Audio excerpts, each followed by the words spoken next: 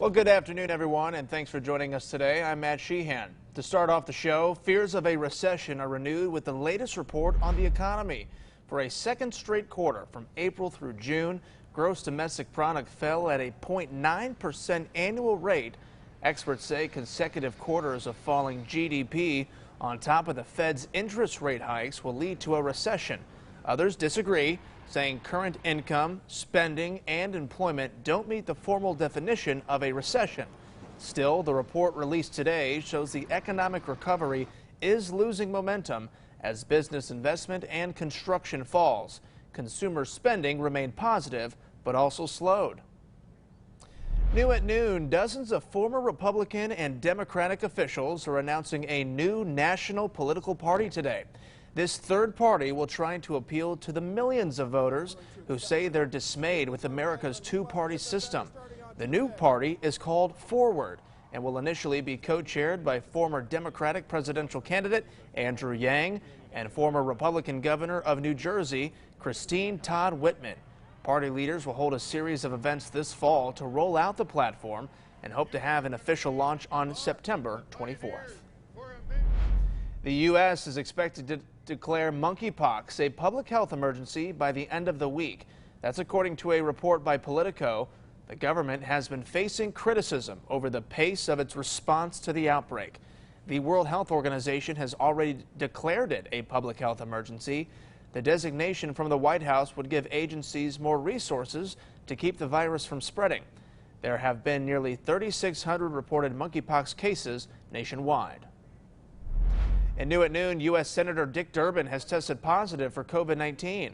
Senator Durbin says he is fully vaccinated, double boosted, and only experiencing mild symptoms. The senator will now quarantine according to CDC guidelines and follow advice from his doctor while working remotely. 12:03 this afternoon, the alleged Highland Park shooter has been indicted on 117 counts. Robert Cremo III faces 21 counts of first-degree murder, 3 counts for each of the victims. He's also facing 48 counts of attempted murder and 48 counts of aggravated battery with a firearm for each parade victim who was struck by a bullet. Additional charges are expected to be handed down in court again today. And in the wake of Highland Park, security is a top priority at Lollapalooza, which just kicked off an hour ago. The city says it is implementing a layered security plan that includes enhanced security procedures and a large police presence both inside and outside the festival in Chicago. Just like at the Taste this year, anyone heading to Lolla will be subject to a full airport-style search, including going through metal detectors, bag searches, and pat-downs. There are also 6 medical tents throughout the festival grounds. The biggest thing people need to remember is Lolla's clear bags only rule. That is new. Clear bags will only be allowed inside. The only exceptions include small clutch purses and fanny packs, but they can't have more than one pocket. Those water backpacks that people like to wear will be allowed, but they need to be emptied before you go in and can't have more than 2 pockets.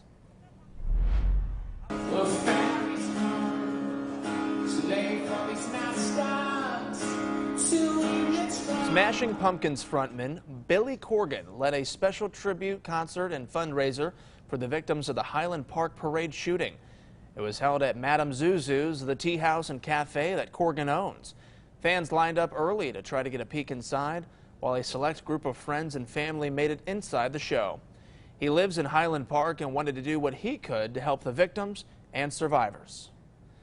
In other news, JetBlue and Spirit Airlines have agreed to merge a day after Frontier Airlines' bid for Spirit fell apart. The $3.8 billion deal would create the nation's 5th biggest air carrier, but it is likely to face antitrust scrutiny by the Justice Department, given years of consolidation in the airline industry. JetBlue plans to refurbish Spirit's planes, which are notorious for limited legroom and amenities. 12:05, in an update, we have new information in Monday's officer-involved shooting that involves Fulton County deputies. Now, the county coroner tells WMBD 38-year-old Jeremiah Jones from Indiana is the person those deputies reportedly shot and killed. The shooting happened during a search for a man wanted on a warrant for domestic battery. They claim James pointed a gun at them. The deputies were not hurt. We're still working to learn who those deputies are and state police continue their investigation.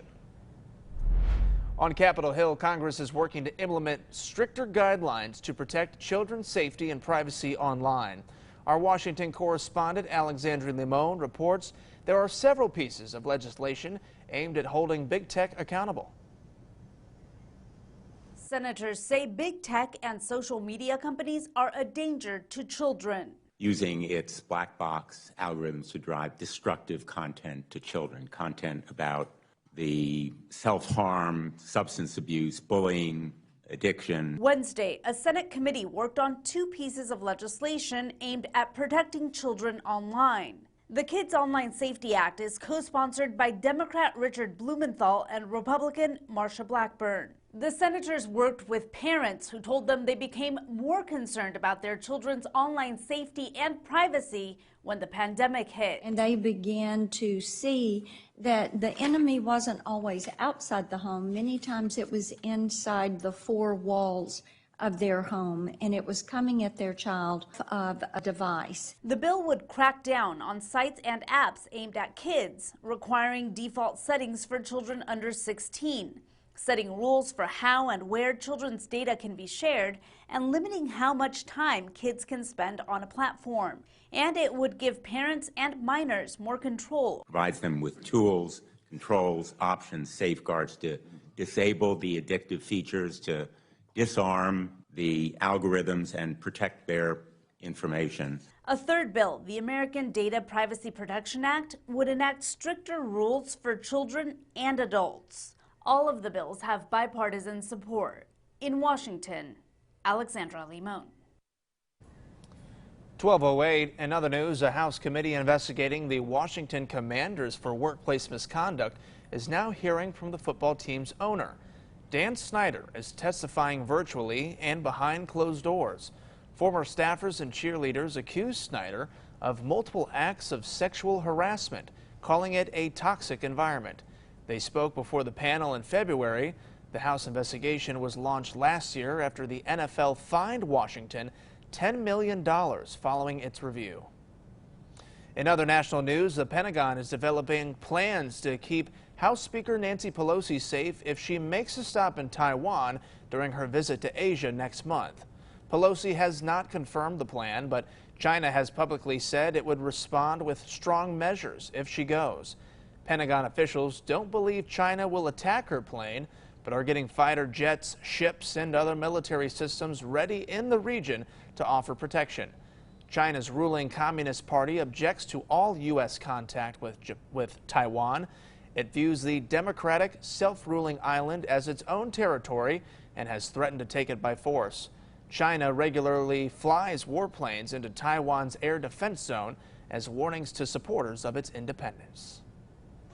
And at least 4 deaths and 60 injuries have been reported after a magnitude 7.0 earthquake struck the Philippines. The earthquake was felt in more than a dozen cities. You can see footage from an island in the Isabela province. You can see water spilling out of a grounded pool as the earthquake rocks this backyard. The quake also triggered dozens of landslides across the region. Relief teams have been dispatched to assist with cleanup efforts. And take a look at this. A crime spree in the city of Riverside, California led to a wild pursuit on Monday. While officers were responding to 2 home invasions at a mobile home park, the suspect carjacked an Amazon truck driver and took off. Officers used the truck's GPS to locate it and give chase. The truck drove on the wrong side of the road multiple times, striking at least 2 cars before getting on the eastbound 60 freeway. The getaway driver then intentionally plowed through 3 cars before coming to a stop. He then ditched the truck and took off sprinting across the westbound lanes.